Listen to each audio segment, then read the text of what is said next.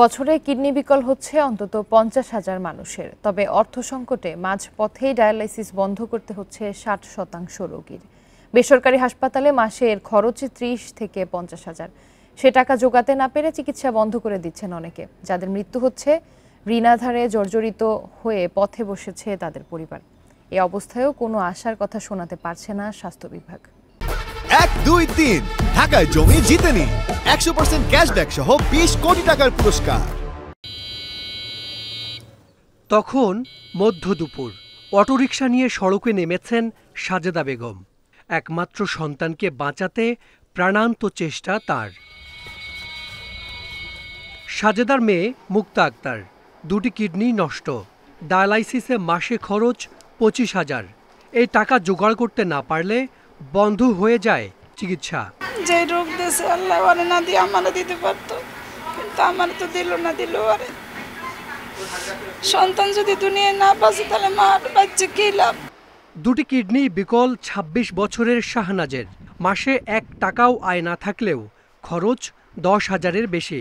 Dialysis ইউনিটের স্বাস্থ্যকর্মীদের চাঁদায় চিকিৎসা চলে তার। এগুলো তো টাকা পয়সা জোগাড় করতে পারিনি স্যার, আইতে পারি না। টাকা পয়সা আবার চাই সবার দেরে। কিডনি বিকল ব্যক্তির সপ্তাহে ডায়ালাইসিস করতে হয় অন্তত 2 বার। বেসরকারি হাসপাতালে মাসে এই খরচ 30 থেকে 50,000 টাকা। চিকিৎসার জন্য শুরুতে সঞ্চয় ভাঙা, তারপর অনেককে বিক্রি করে দিতে হচ্ছে বসত বাড়ি, জমি জমা। এত সবের পরেও অনেক ক্ষেত্রেই বাঁচানো যায় না রোগীকে, উল্টো পথে বসে পরিবার। জোগাড় করে সপ্তাহ করাতে পারি না, মাঝে মাঝে 40-45,000 দেয়। আর আপনি ইনকাম কত? আমার ইনকাম আমি 8,000 টাকা বেতন পাই। 5 গুণ্ঠা জমি আমার বিক্রি করা হয়েছে। আমার ভাইয়ের টেনে বেচছি, এই জমি বিক্রি করছি খেলে এটা জমি। অন্য তো আর কোনো আমার বেচার অর্ডার নেই। বিদেশ থেকে আসছি 18 বছর থাইকা, যেই টাকা পয়সা আনছি এখন এই ডায়ালিসিসের জন্য সব টাকা শেষ। এই জমিন টমিন আছে না, এগুলি বন্ধ করতেছি আর পয়সা আনতেছি, অনেক দিয়া সব শেষ, খালি বাইরে আছে। ডায়ালাইসিস নেয়া রোগীদের অনেকে আক্রান্ত হয় হৃদরোগে। বেশিরভাগই হারান স্বাভাবিক চলাচলের সক্ষমতা।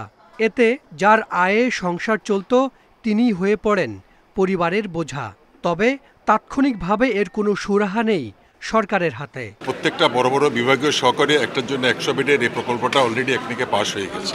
এইটা করলে আমি মনে করি যে ডায়ালিসিসের যে সমস্যাটা বলছেন, অফকোর্স এটা আমরা যেন সাধারণ মানুষের খরচের মধ্যে, ক্ষমতার মধ্যে আনা যায়, সেটা নিশ্চয়ই আমরা ব্যবস্থা করব।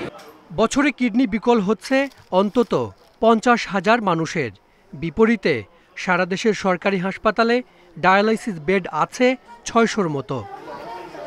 Hasan Misbah, independent news, Dhaka.